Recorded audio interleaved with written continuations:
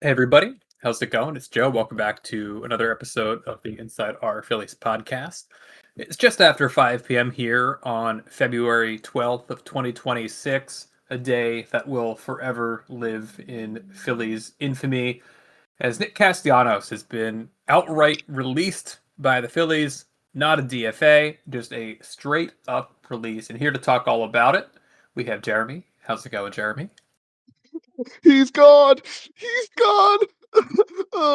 Paul, I don't miss Nick Castellanos. Nick Castellanos' last day as Philly has come and gone, and we also have big Nick Castellanos supporter Giles here today too. Oh, dude, to say I will, good riddance, goodbye, get fucked, don't ever come to the 2022 reunions, ever. You're the current generation version of Adam Eaton, but I think honestly worse because I don't, from what I've read, and maybe it's because I'm a young fan relative to some people, I don't remember Adam Eaton, being as toxic of a, just presence in the overall team as Nick Castellanos. And also, yeah, he just sucked, and he was only here for 2 seasons. He didn't stick around for 4 and goddamn we won a World years. Series with him on the roster. So like, yeah. See, we won a World Series with him, so he couldn't have been that bad, right? Adam Eaton was the oh god no, this is not. I hate Adam Eaton. Give me the other one. The one that's a decent player. Yeah, no, yeah. I mean, it's just the times of back then of 07, 08. He had a 6.29 in a 5.8 ERA, and both those were just like -1 WAR. That so only today that'd be like -3. I feel. Should I wait for you to like kind of do the introduction here, or can I just jump right into this? I think everybody knows what's going on. Feel free to jump into whatever you want to jump into. I'm sorry, Jeremy. I'm going to go on for like a little bit here, feel free to jump in if you want to. But I've been like loading this up for a year and a half now. I've been waiting for years. Actually, no, I'm gonna go for it and just say how funny it was that the announcement that you get the Instagram post, the announcement, and then the article. Like, part of me thinks they're waiting for the article to be finished before they released him. Yes, it's like the Phillies were. It feels like they were wanting to do like the perfect breakup, like fuck you level breakup to Nick Castellanos before he got off the team. We can't do it until he gets the note, about how awful of a goddamn teammate and not teammate, but just a player, team player on the team he was.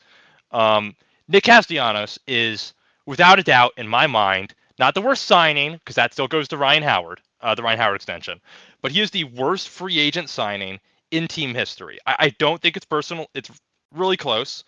I know that Nintenju, our mod on the subreddit, for those who don't know, thinks it is Jake Arrieta. I think that is just patently false. Jake Arrieta was not, holding back a team with, World Series aspirations, really. I mean, they might have said they had World Series aspirations, but those teams he was on never really came close to any in Arrieta sending was twofold. One, it was a signal to the fan base, hey, we're signing guys again.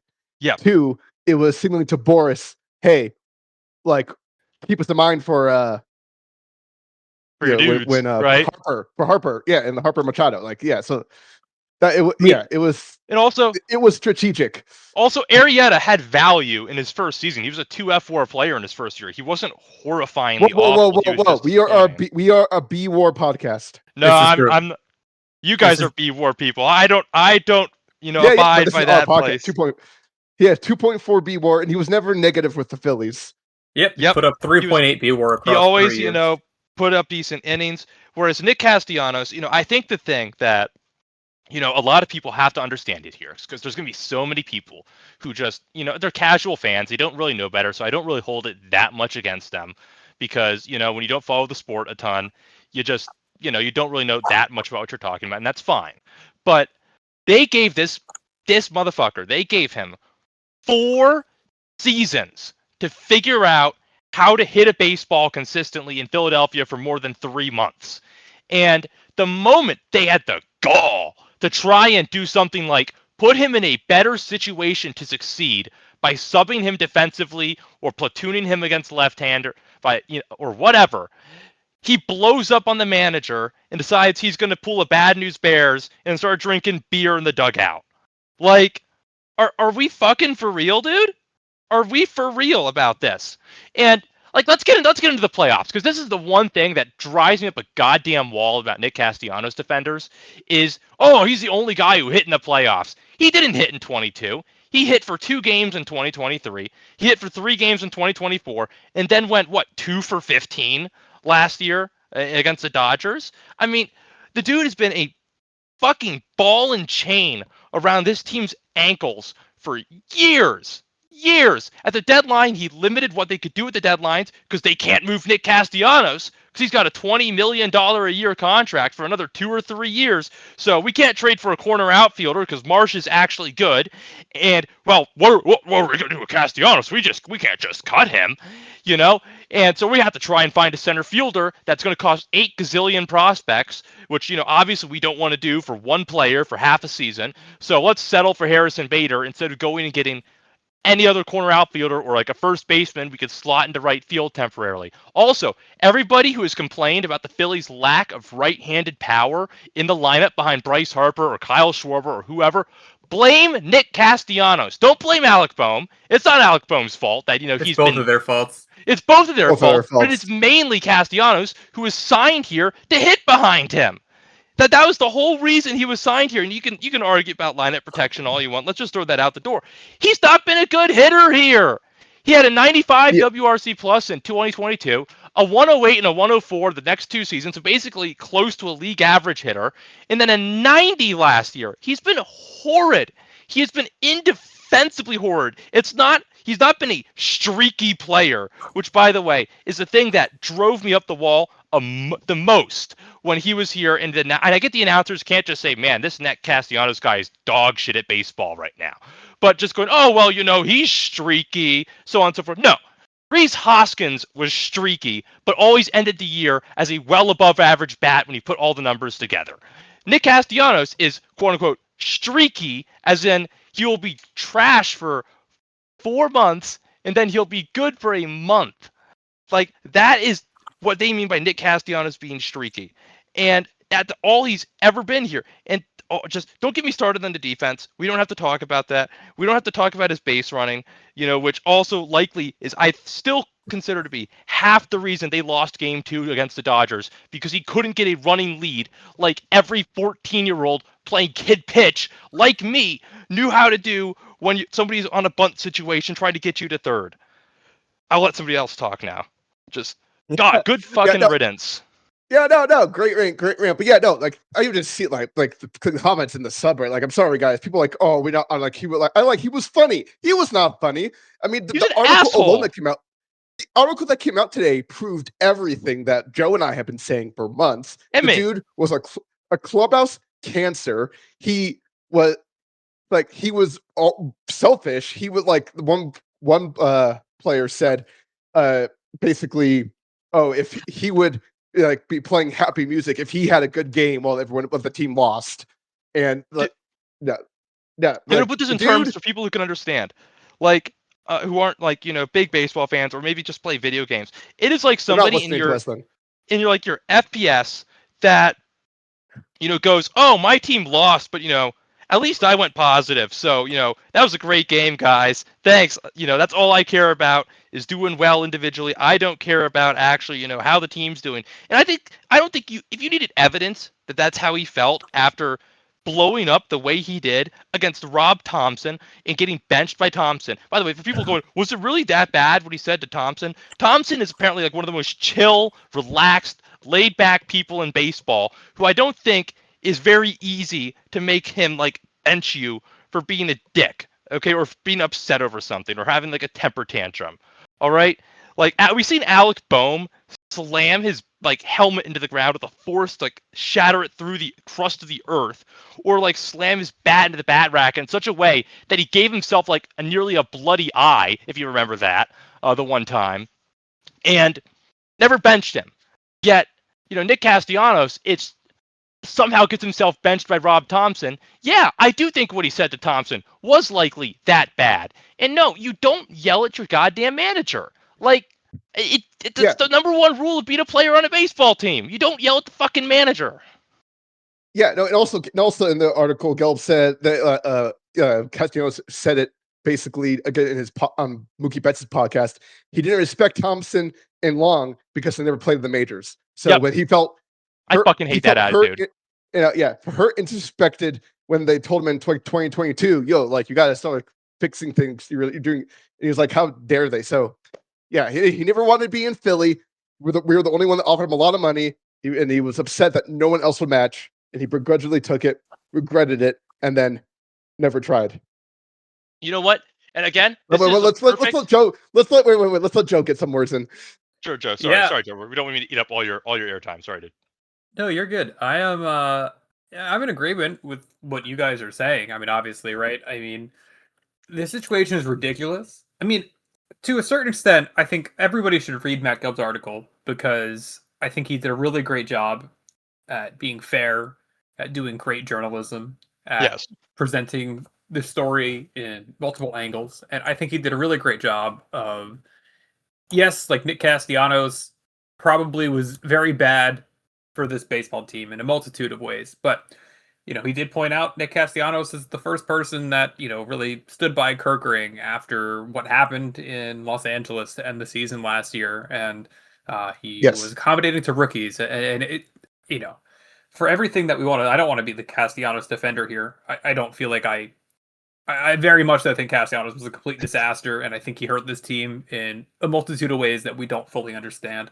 But I at least want to separate Castellanos, the person, from Castellanos, the baseball player, because it seems like the article made it very seem like he is not a bad person. He's just a very bad teammate. Yes. Yeah. So here's my take on that is and I don't want to be the cynical asshole, but whatever, I'm gonna be the cynical asshole. The things that like Gelb describes Castellanos as doing, like you said, being accommodating to rookies, rushing over to Kerkering to, after the playoff game. Those are like, in my mind at least, okay? And if you feel differently, that's fine. Those are the bare minimum type things that I expect out of a player on my baseball team. Like, if somebody on my team is a Bill Buckner style generational fuck up, I expect my players to go and tell that man that he's okay, it's going to be okay, and the world isn't ending. Sure. If they didn't do that, I would want them cut on the goddamn spot. I wouldn't want them to be on the team, like, even the next day. Yeah. But it's also just it's good journalism to not just it is rag on the guy and be like, like it was more complicated than he's just a dick and everyone. No, he was a complicated being that just did not fit in with this clubhouse, and they tried everything in their power to accommodate him for some stupid reason. I mean that's the thing right there that pushes me over, is that they gave him so many chances. They gave him literally the entire world basically to be comfortable in this city, and I even gave him the whole after 2022, I did not dog on jump on the Nick Castellanos full-on hate train after 22. I said, what, maybe he just needed a year. Let's give him another chance. And I was all back on the Castellanos train at the beginning of 2023. I was like, all right, here we go. Awesome. We got 2021 Nick Castellanos back, and then he never did anything remotely close to that ever again. And I think people pretending that, his second half of 2024 really in any way made up for how just abysmally terrible he was at the start of that season, I just think is ridiculous. He was a replacement level player being paid $20 million. That's embarrassing. That's embarrassing for the franchise. And frankly, I think, and I get why they at least tried to do it. I get it. I get the logic behind it. I cringe when every time I had to read, the Phillies, they might be able to trade Nick Castellanos. Who the fuck would want to trade for Nick Castellanos? And I said this pre-podcast, okay? But, obviously we weren't recording then. Who would want to trade for him? I get, trading, you say you want some other player on the Phillies, but the Phillies are like, all right, but you got to take Nick Castellanos. That's our payment, is you got to take him off our hands here. I get that. But who would say, oh, yeah, we want that guy? Like, who is going to say that? But even the Pirates, the Bob Nutting run hack Pirates, don't even want you as some symbolic bullshit, we're trying to compete type player. Like that they are notorious for going and trying to get teams like the cheap-ass teams like the Pirates are notorious for trying to get, or even the Rockies, who could probably still get a 110 WRC plus out of him because they play in a bullshit stadium, could didn't even have any interest in going out and getting Nick Castellanos. That says to me that I really feel like there's even more than the Gelb article really talks about.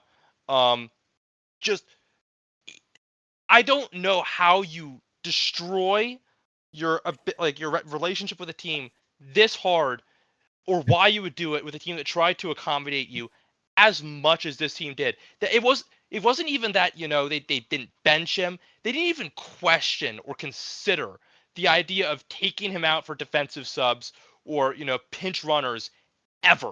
It's like if you asked that, they would just no, out of the question, out of the question. We won't do that, despite putting up like negative 18.7 defensive value in 2024. It was a given that he was going to be out in right field in a one-run game. And goddamn well that ball hit into the right center field gap is going to be 2 inches out of reach of his glove that Weston Wilson or literally any other outfielder in baseball would have ended up catching, maybe other than Rhys Hoskins. So, it is baffling, and I think it's embarrassing to this organization that he was allowed to stick around after 2024 when it was clear that he had to go. And I get that you owed him $40 million and you don't want to just cut $40 million, but there are times when you just have to do the goddamn thing. Just do the thing and say, we pulled a Mets Bobby Bonilla, oops, and cut bait. Yeah, I mean, I don't think they understood the idea of a sunk cost properly at all when it comes to Castellanos. Well, teams never do this drastic unless you middle of contract, unless there's like a regime change with like the front office and stuff. So the fact that we got really stall is a blessing. Yeah, there are a couple. I think we got like the initial ranting out of the way, but there are a few like big picture things that I think this whole situation has kind of let come to light that I kind of want to talk a little bit. I don't want to give everything that was in Gelb's piece. I think everybody should read it, and I think people should support journalism, despite what Nick Castellanos might want you to believe. But going into that, I wonder why he said that. I wonder why he said that 10 minutes before. Yeah. But going into one of the things that Matt Gelb said. Matt Gelb had reporting coming from more than a dozen Phillies players and personnel. And I don't want to say everything that was there, but one thing that really stood out to me the most of everything, and I know I texted this to you, Jeremy, was there was a quote in there about how Phillies players had started to question both Rob Thompson and Dave Dombrowski for allowing Nick Castellanos' behavior to kind of go on. Yes. I think to me, that makes me kind of question what they've done as far as running this team, because if you have other players kind of not sure why you're letting Nick Castellanos call his shots and you kind of just get analysis paralysis and don't do anything about it, that is not a healthy organization. It's just not. It would be one thing if Castellanos was a good baseball player while he was here and that kind of stuff was happening. I'd be like, okay, sure he's doing all this shit, but he's putting up 4 WAR a year or whatever, and he's helping the team win on a consistent basis on the field. But that's not what was happening. Like I think this really has to be driven home that he was almost like consistently outside of 2023 in the second half of 24, one of the worst everyday players in all of baseball for about 4 years on this team, and they let him do whatever the hell he wanted. Like talk shit about the organization, disrespect the manager, be a Me Too guy, be first guy in the clubhouse, not give a shit about the team or the team winning over his own personal stats. Like that, he is the equivalent of the diva wide receiver who just cares about how many catches and how many yards he gets, whether or not the team actually wins. Like you're gonna see, and you are seeing a lot of like the toxic positivity people saying how this isn't indicative of a problem with how the Phillies run things. But any other job, if you get to a point where somebody is not good at their job, number one, and then number two, your manager just kind of lets them do whatever they want and get away with it, and you get upset about it, that is not a healthy team dynamic in the workplace. And I can't imagine it was for the Phillies when it's a higher pressure workplace than it is for, most office jobs and things like that. It is unquestionably bad by the Phillies organization to let this go on for as long as they've let it go on. You know, and I want to just say, because we haven't actually brought this up. I don't think he liked the fans. I really don't. Oh, he I clearly think didn't. No, he clearly didn't. I think this he whole like didn't. everybody posting this. And I don't want to hate the person who posted this, or people who post things like this. Like, he'd sign all the autographs and stuff and do all the. I think that was just like, if you get the reference, that's good. Oh fuck, the show's name? It's the Amazon show about like evil superheroes and shit. I forget the goddamn name of it. You'll know if you get the reference. You'll know what it is. But it's just PR. That's all I think it was. It's just PR. Look at how nice of a guy I am. Aren't I great? You should love me because I sign autographs and stuff. I think what really shows who he is and how he felt about the fans. He's getting booed game 1 or game 2 at the NLDS against the Mets, and these fucking people. Like, yeah, Nick, these fucking people expect you to do the job you're fucking paid for. I'm sorry. Do you think we should be standing and telling you how fucking amazing you are as you swing at a slider 20 feet off the plate heading for the other team's dugout? Like, no, you suck. Play better. Like that. There was a moment. This is a non-Phillies reference thing where back in 2019, when Roethlisberger was injured for the Steelers and Mason Rudolph was playing. It was like against the Bengals or the Dolphins or something. The offense was awful to start the game, and fans began booing the shit out of them. And they end up winning the game. They do really well in the second half or whatever. And they ask him about it after the game, and his response is, "Yeah, I would have booed that performance too." And that's the correct response to being booed by fans, not saying "go fuck yourself." And Alec, which is basically what he said. And Alec Boehm did this correctly. Alec Boehm was like, he did it wrong first, and then he corrected himself. He's like, sorry, I didn't mean that. I got pissed off. It happens. And I think that moment gets too much love now and, created too much love for Boehm over, like 2.5 years. But, it's an example of, how you're supposed to handle that situation. And he just doesn't because his ego is too fucking big. If you tell him he's wrong, you're an asshole. Everybody else is wrong except Nick Castellanos. That's the kind of person he is. One other thing kind of going on he's about gone. this. We should be less. We should be more happy than angry. I am very satisfied. I am happy that he is no longer ever going to put on a Phillies uniform again. But like, I have been wanting to talk about like just all this stuff for so long in one sit down thing. I've obviously said a lot about how much I dislike him. It's no secret, but it's never been all in like one condensed thing. And his Gelb piece just feels vindicating to all the people who are like, well, you don't know, he's like, it's just one incident in the dugout. You don't know that he was actually like that. It's like there were blatantly enough clues to show that that's who he was, throughout his entire time here. The random national TV interviews where he's just a fucking asshole to the reporter for no reason, or the Rob I don't think things are fixed with the clubhouse now that he's gone either. Because one thing that really stands out, obviously in the Gelb article, it's clear that there's a pretty decent section of Phillies players and brass that are not a fan of Nick Castellanos. Yep.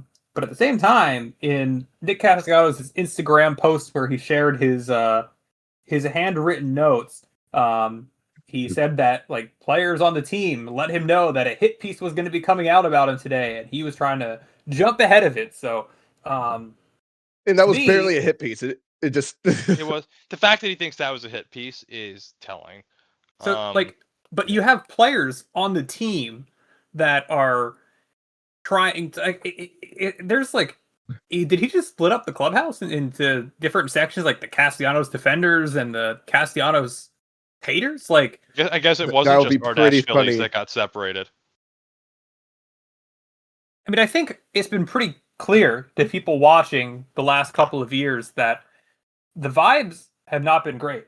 Bryce Harper has not looked like he's enjoyed playing baseball. The vibes that we felt in 2022 and 2023 were not there in 2024 and definitely not there in 2025. So was that because of Nick Castellanos? I don't know.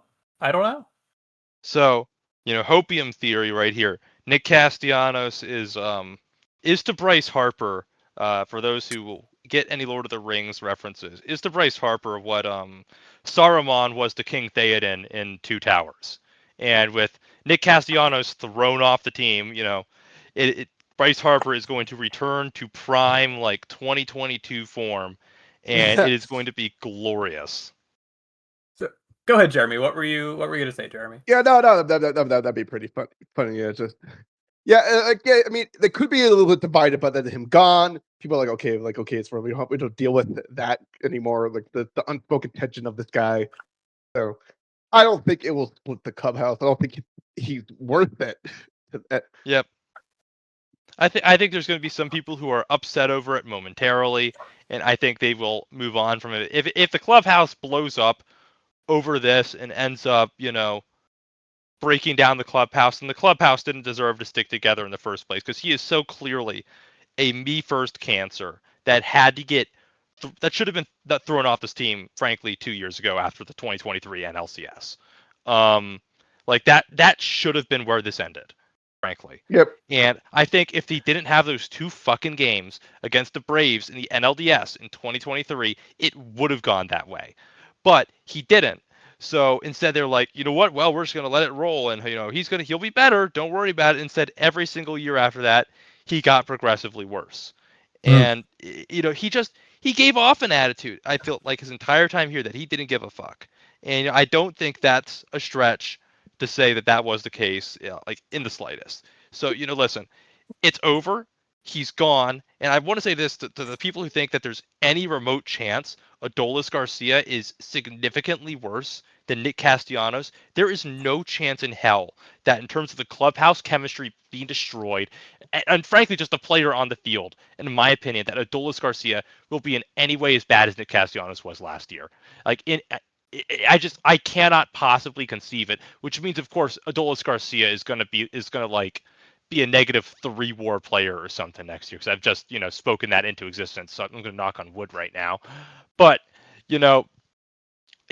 this is a net good for the team, and for all the frustration I see people on, I hear you guys expressing over people on R-Phillies, being like, oh, kind of sugarcoating his time here. It is worse everywhere else. Like, there are people who just can't believe that the Phillies would be so classless as to cut Nick Castellanos. I get he was a disappointing player, but did he really deserve to be treated like that? Yes, he did. Yes, he did. He earned every bit of what he got. And I'm not saying he deserves what happened in the film here, but to quote the end of the Joker, you get what you fucking deserve. And what he deserved was being cut off this team. And thank God it is finally over. The organizational nightmare that was Nick Castellanos' contract, or his time on the Phillies, is over. And after this season, they will have $20 million free to play an actual baseball player who actually wants to play on this team. And thank God for it. Do you have faith in Dave Dombrowski? Like, I don't have faith in Dave Dombrowski at this point. I think the video, did you see the video? I sent this to you, Jeremy, of him kind of talking a little bit about what went into the Nick Castellanos decision making, and he said he wasn't gonna say if Nick Castellanos did it in the dugout during the middle of the game or not, like the Miami incident as it's now known. And it seems like he forgot like basic parts of the story. He didn't forget. He just didn't want to deal with it. He just didn't want to deal with it. Like, listen, he doesn't want to.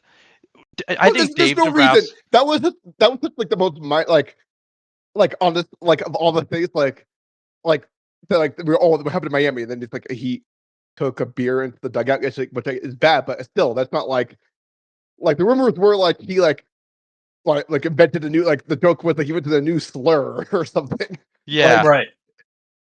So like they definitely played up how bad yes, it's obviously bad. It's against rules and everything, and just you don't want like kissy kid play drinking in the dugout. But like, of all, that's just I was disappointed in the lack of real drama from the Miami incident. Right? I think Dave Dombrowski, and you might disagree with this, Joe, because clearly you think less of him than I do. I think he is smart enough to know that, like, you want to move past this as fast as humanly fucking possible. You want this to be forgotten about, and it to just move on. not just for like the Then they would fan have base and the released him media. right away. Yeah, I know they would have. I dragged this know. out. They didn't get on this as soon as possible, right? I know, and that you're completely right about that. But now that they are releasing him, I think like what does it help to say, yeah, what a fucking asshole Nick Castellanos was. Like, good fucking riddance. Like, what good does that do as an organization other than to maybe say to some other player, yeah, if you have some incident that the media blows up, then we're gonna trash talk you all the way on your way out. I just don't think that's a good way for an organization to operate. They cut him, let the media and the fans, pull an Decide his fate. Achilles from the Iliad and drag the body around Troy. Like, that the general manager does not need to be doing that. And, I will say one last thing in my little bit here is that, once again, shout out to my dad 5 years ago for saying immediately on the contract, this is going to be fucking terrible. Like, congratulations, he still knows ball better than I do. I lost my no ball card for about 2 years over wanting the Nick Castellanos signing over Kyle Schwarber. And No, it's pretty like imagine if we gave Castellanos the 4-year deal and Schwarber the 5-year deal. oh my god, Christ, dude, like that would just, oh my gosh, No, just unbelievable. Right. But in hindsight, Yeah. though, in hindsight, we got Schwarber for a lot cheaper than we should have. So, But we're also paying for yeah, an outlier year now. true. Yep, and that right there, I was going to say this earlier.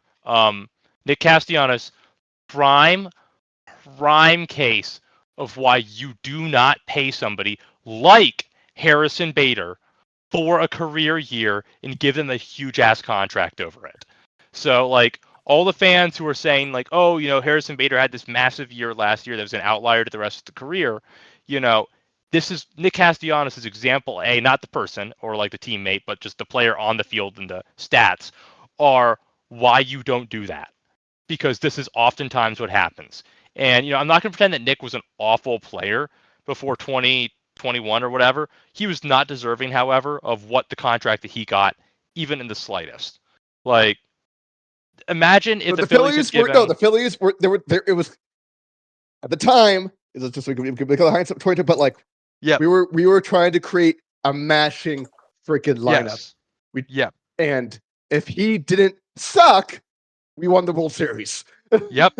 And I will always remember those playoffs, because for me, when I was watching those playoffs, it felt like constantly, especially in that World Series, 2 outs, guy on, chance to like do something. Oh, here comes Nick Castellanos and the inning's over. Oh, Bryce Harper just walked with a guy on and 2 outs. Up, here comes Nick Castellanos to ground out to the shortstop. Oh, here comes Nick Castellanos to strike out in a slider 1.5 feet off the fucking plate. The Nick Castellanos lunge swing where he lunges and pops the ball up to left field or rolls it over to third base or shortstop will be engraved in my brain, and I will be lying on my deathbed just seeing it in my mind and going, the horror, like it's the end of Apocalypse Now whenever I am dying. So he's living too much rent free in your head. Unless you're dying right now, like, I'm not going to. I'm exaggerating, obviously, but just unspeakably bad player, I think, while he was here for what he was being paid. And fun fact, just on bad Phillies contracts, I think we could use some levity here on this. I was watching a video a little earlier in the week, and it was worst 1-year contracts of all time, or worst, like it should have been called worst year of a contract of all time. And I think right up at the top, because it's adjusted for inflation and dollar per war value and like all that stuff. Way up at the top, 1983 Phillies signing of Pete Rose, bringing Pete Rose back for 1983. So, it was only 1 year, but it could have been worse. It could have been 1983 Pete Rose. So, as low of a bar as that is, I guess there is that. But the thing is that Nick Castellanos got 5 years instead of like a 2-year contract. So they gave him extra year for no reason too. Like I think kind of the same thing they did with Taijuan Walker and what they just did with JC Realmuto. Part of the reason why I'm more negative on Dave Dombrowski as a whole is because it seems like the Phillies kind of keep on repeating this mistake of just giving people extra years in their contracts for no real reason, it appears. And I hope that is something that kind of stops, but it seems like the Phillies are very committed to kind of this lower AAV, longer term type of thing. But that kind of I feel just hurts your team in the long term and is less competitive with the way that the Yeah. sport's going in the modern day. Yep, I totally agree with that. The thing I just want to say on Taiwan Walker real quickly. I remember I felt the way about Taiwan Walker at the end of 2023 because he had that whole Twitter post, bitching about not pitching in the playoffs after they got eliminated. That I kind of feel like about Nick Castellanos now. And Taiwan Walker then proceeded to completely turn around who he was on the team. Turned into Mr. Listen, I'll do whatever you want me to do. I won't bitch about it. I'll go out there, take the lumps for you when you're losing by 10 runs. I'll eat up innings for you. Didn't play well, but he did whatever he was asked of by the organization, and he didn't bitch.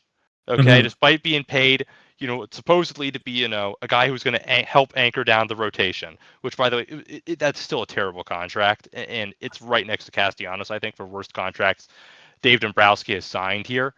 And I hated it the moment it was signed. But, he did what he was asked. And I think people who get on Taiwan Walker have to look at first his attitude and then look at Nick Castellanos' attitude. If you really want to see just how bad of a personality he was while he was on this team. So that's my piece on that. Fair. You got anything, Jeremy? No, I'm pretty much Castellanos out now. Yeah, I think we've all said our piece about Nick. So who's down for the Aiden Miller 30 home run campaign? Yeah, no. Can we talk about the shredder rating Matt Strom as 7th overall reliever in the sport? Yeah. You wouldn't rate him that high? Like it was. I don't understand. Like, I don't understand how that happened. It's bizarre. I think the Phillies should have kept him. I think Like, they're going to regret letting him go. Yeah, but nothing. He's freaking God. Durod is not. It's a pretty weird list. Who are we talking about? I'm sorry. Who are we talking about? It's like the shredder. It's like the computer analysis that MLB Network does to say who are the top 10 people at each position. Okay. I find the Duran hate from it's a very small portion of the fan base just puzzling. He was so obviously really, really excellent when they got him, and I think it's just people who don't understand that getting one reliever at the deadline is not that big of a game changer for your organization or for your team. It really doesn't move the needle that much. A guy who pitches an inning every 2 or 3 days really isn't doing that much for the team. And I'm not saying that isn't important. Obviously it is.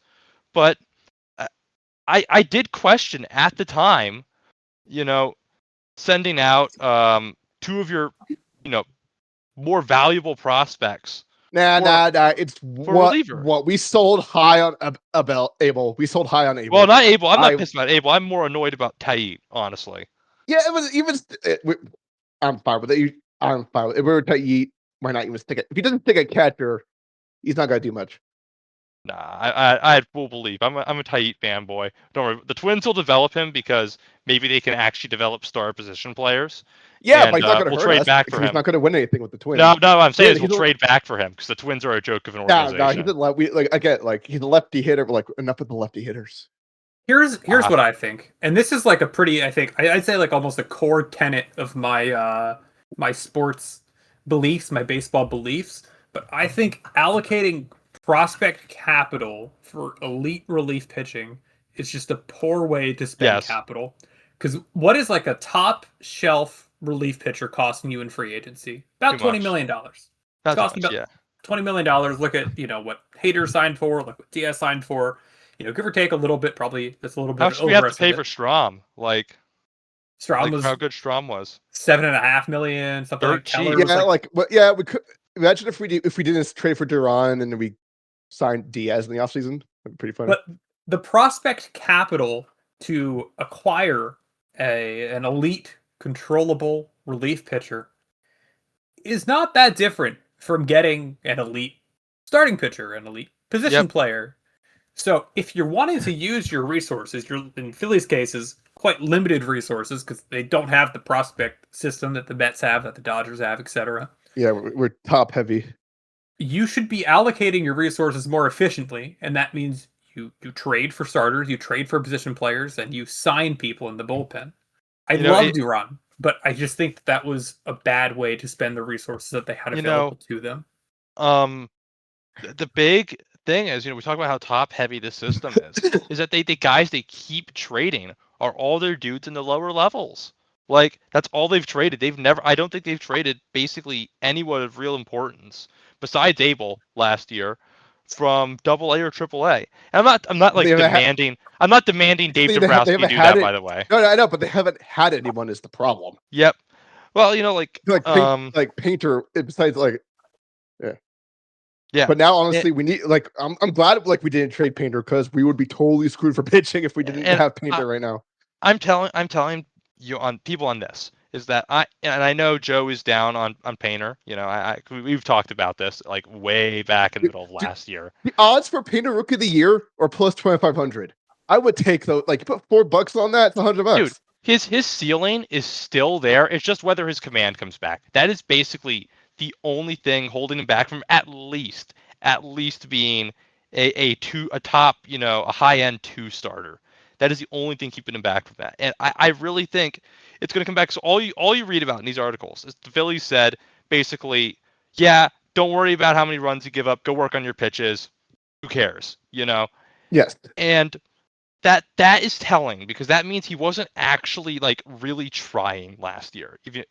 Obviously he was trying to get people out, but he wasn't, I better get this motherfucker out or else, Sure. just, let's see if I can get this guy out on this cutter real quickly or something, and Aiden Miller, all I read about Aiden Miller, I read a MLB, I think it was an MLB.com. No, it was a New York Times top 20 Phillies prospects ranking. It was a really excellently done piece, I thought. Really good insight on these players.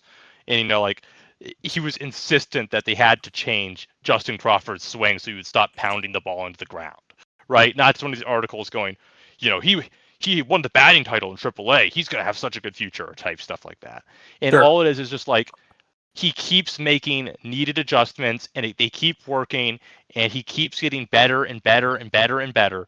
And I really have, super high faith in everything I've seen from Aiden Miller. What really encourages me actually is that he struggled early last year and then he caught fire in the middle of the season. So he was able to adjust to Double A pitching and get his way up to Triple A actually by the end of the year. That's encouraging to me. Because, if a guy just shreds his way through the minor leagues, you don't really know how he's going to handle adversity once he gets to the major leagues. Some guys, they do that, then they get to the major leagues, they have a little bit of adversity, and they just crumble, and they're not the same again. But Aiden Miller has had adversity, and he's shown he can make adjustments when the league makes adjustments to him. And I'm exceedingly excited about Aiden Miller. And I think there is a non-zero chance you see him take over the job. For Alec Boehm, he is not going to play shortstop this season. He's not going to play second. He is not replacing Bryson Stott or Trey Turner. He is replacing Alec Boehm. I am tired of articles saying that he is going to play shortstop this year or second base. Boehm is the weakest link of the 3. He is the odd man out. It should not be that hard for Aiden Miller, who plays shortstop, to learn how to play third base. This is like the people saying that we had to trade for Paul Goldschmidt in 2023 because, God forbid, Bryce Harper try to play first base because he hasn't done it before. They drafted Miller as a third baseman. Let's be completely honest here, okay? That's where he was going to end up. And I think anybody sort of seen otherwise or saying he's going to be an outfielder or something, that's not going to happen, okay? He's going to play third. And I think, frankly, it's a non-zero chance that he is up by around June. If, assuming he doesn't have another Double A type start to the season here. I'm very hyped about Aiden Miller. Now he's going to also let me down. You stick your most athletic player at shortstop and just have him learn seeing the ball that way and stuff. Schmidt was drafted as a shortstop. Yep. Most I didn't know that. Yeah, no, most high profile third basemen were originally shortstops. So A-Rod is even I am too young to remember A-Rod as a shortstop. So I know we've done something like this already, But I was thinking, and this is just on the fly here, guys. We have not like pre-planned this. This episode is entirely by the seat of our pants right now. Usually Joe has some kind of list of stuff pre-podcast that he goes through. Sorry for providing a look at the Wizard of Oz behind the screen here, but you know, I think we should have an updated list of what we expect and what we want to see from these three guys this year. Because I think this is actually the most important storyline for the team this year, is how these three players do for this organization. Because I think if they do not do well, they have to seriously consider about like emergency bailing on this roster and starting to like rebuild, or else it is going to get really bad. Because if these three, like two of these three guys do not like work out as a 3 or 4 WAR player, it is not going to be pretty in about 2 years with this roster. Sure. Yeah.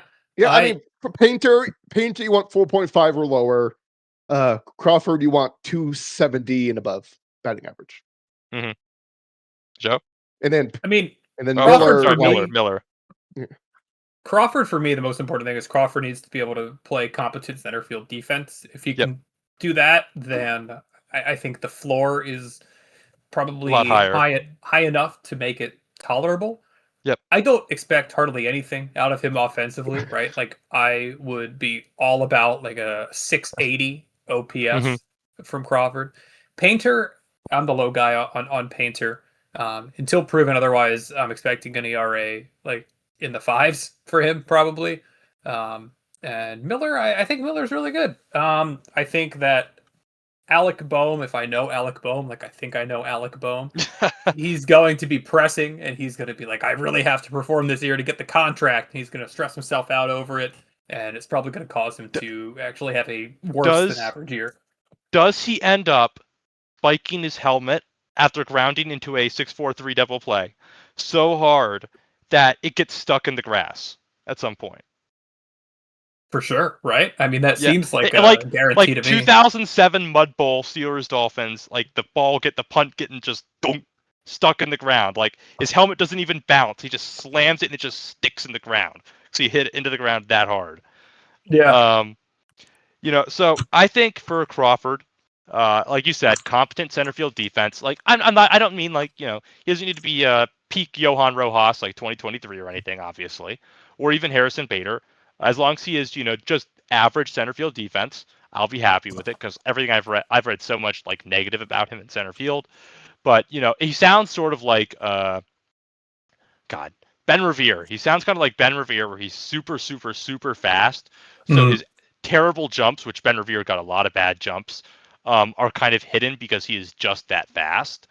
And if he is actually that fast, then it doesn't matter that much.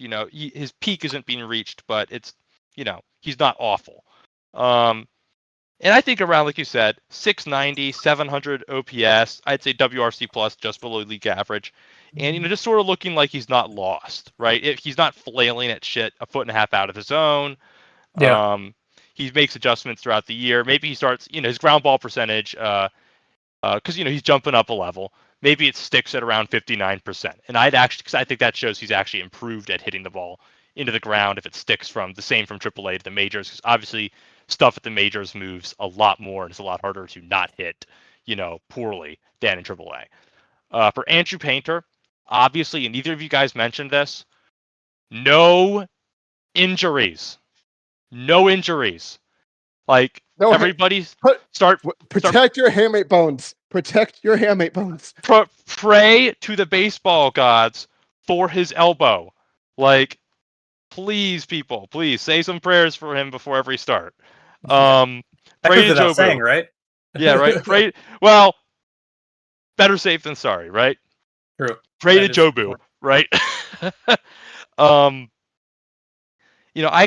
want to see him still have good strikeout stuff. Like, I want to see him still be punching people out, even if he's has an ERA in the high 4s. If he is punching people out at a good rate, like 10 or 11 per 9, I will be very encouraged. That means the stuff is working. He has big league stuff. It's just maybe still ironing out some things. And he pitches not obviously a full season workload, like 150 innings, but like 120, 100, whatever his inning limit's going to be, right? Triple digit innings, well into the triple digits. I want to see that from him.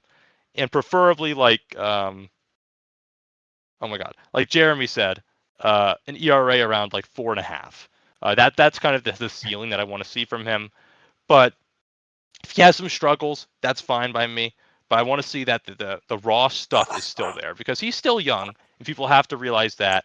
And I just want to set an aside that I hate the constant, oh, well, Andrew Painter's been recovering from Tommy John forever. And it's like, Oh my that's not God. exactly, it's not his fault.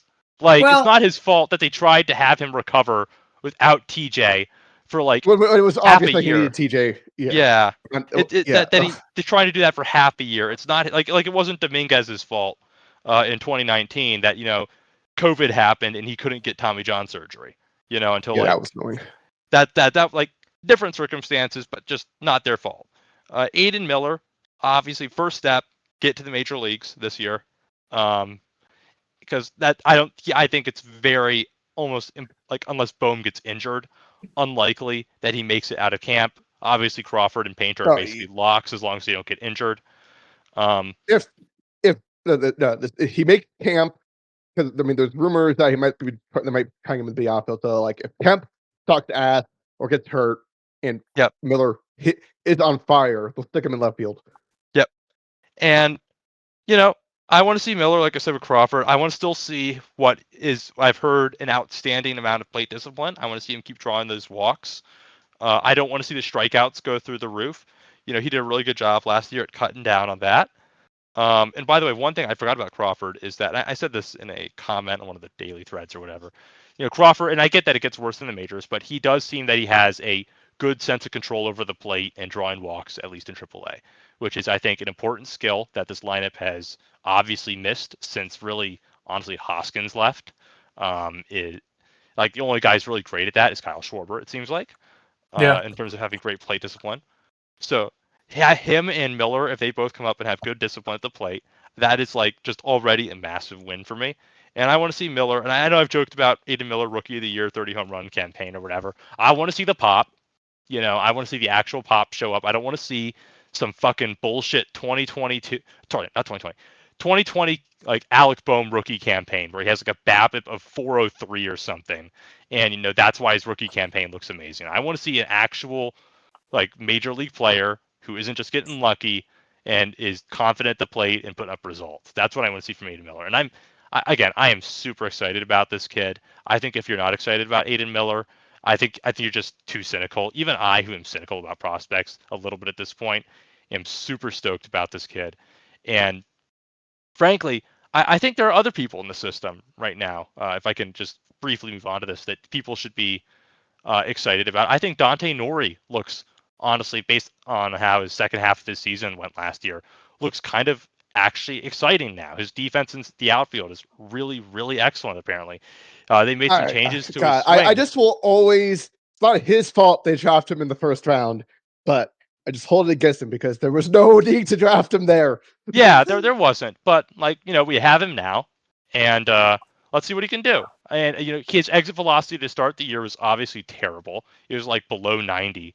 And they made some changes with his swing, and it jumped. I forget what it jumped to, but this was in the New York Times piece. It jumped a ton. And that shows to me that, again, teachable. That's the first thing that I think is important about seeing a prospect is, are they teachable? Can they do things like change their swings effectively without destroying themselves as a player? So, listen, we'll have to see how it goes with these guys. But outside of Crawford, I am actually pretty optimistic. Crawford, I am wait and see, to put it lightly. Well, I'm looking at everyone that was drafted in that first round after him. We could have had Ryan Waldschmidt, who would be perfect. 22 years old, right-handed bat. A little bit of five toolsy. Yeah, five toolsy. He is actually. Looks like he is. So 16. Yeah. But other than that, I'm not seeing anyone great. So we're getting some echo from you, Joe. Yeah, I probably have about to wrap things up anyways. That's all right. But, Nick Castellanos is gone, and I know despite our rantings and our ravings, it is a good day to be a Phillies fan that Nick Castellanos is no longer part of this roster. It is a good thing for this organization. It obviously, like Joe said, opens up questions about how this team is run with Matt Gale-Peace and the, I guess, level of unity in the clubhouse. But by and large, him being gone is a overwhelmingly good thing for this team, and fans should be, if you're at all knowledgeable about the sport, you should be exceedingly happy about it. Yeah, I'm not saying you should be like I said in the comment, having Star Wars Episode 6 level, defeated the Empire celebration in the streets over this. You shouldn't be greasing the poles over Nick Castellanos being gone. But it was the right thing, and it is a good thing that he is gone. So that wraps up for me here. I don't got anything else to say. Anything else for you, Jeremy? No, it's baseball starting. Woo! Yeah, baseball, guys. Phillies baseball is starting. It's fucking baseball season, gang. Let's go. And Nick Castellanos isn't playing in it for us. I'm having a really hard time getting excited for it this year. I don't know. I will always get excited for baseball, man. I would get excited for the 2016 and 2015 seasons to start because I just love baseball. Those were easier years to get excited for than this year, in my opinion. Really? Yeah. I know I'm the odd one out on that, but you've turned into me, but with the Phillies instead of the Steelers. No, it's just but it's just I'm very worried about this being the next 2012. No. Just listen to the calming band music in the back. It's going to be perfectly okay. Everything's okay. Don't notice the ship sinking. It's all right. We can hope so. But thank you guys very much for joining, and thank you everybody for listening to this podcast. I did see you get one question in. We got a question in from Blandzilla. Why are people upset by this? I think we already kind of answered that in the course of this. Because they don't know ball. They don't know ball. And like to be as respectful as possible, but I guess we're not on the sub, so I kind of be a little more lenient about this. They're just saying dumb shit. Because some people like being contrarian. It's not because they're like bad people or something. They're just ignorant about how the sport actually works. And that's okay, but just know that. Don't take them seriously. Roll your eyes. If they actually want it explained genuinely to them, explain it to them respectfully. And if they don't understand it, just go, okay, well, I tried to explain. But this is the right thing. The most common thing I see is they think he's funny. They thought he was funny. No, he wasn't. They thought, I don't see it. He was dude. He was at best. He was cringy. Like, what's your favorite superhero? Scooby Doo. God, I wanted to shrivel up and die. Like the thing with Reddit, we don't like. So like, I don't know. Who knows? Let's all be like 13-year-olds on Reddit. Who knows? Yep. I feel anyone. I just everyone who I've talked to personally all doesn't like it. So like, I don't know personally anyone that liked Castellanos. Hey, but he made those amazing plays in right field in the playoffs that no other right fielder could have possibly made. Anybody else would have made running. No, shush. You're just a hater. That's a hit piece level comment on Nick Castellanos right there. Right. Okay, I think we're done.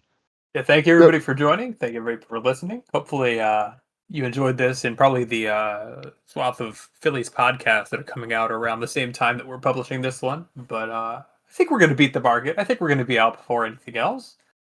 Jack Fritz is busy doing his show, so he can't get something out yet. Phillies therapy. I'm sure they have to wait for Matt Gelb to actually be available. He's probably in the midst of a million different things right now. I think we'll be first to market on this. So thank you all for joining, and thank you everybody for listening. We'll talk to you again real soon. Bye.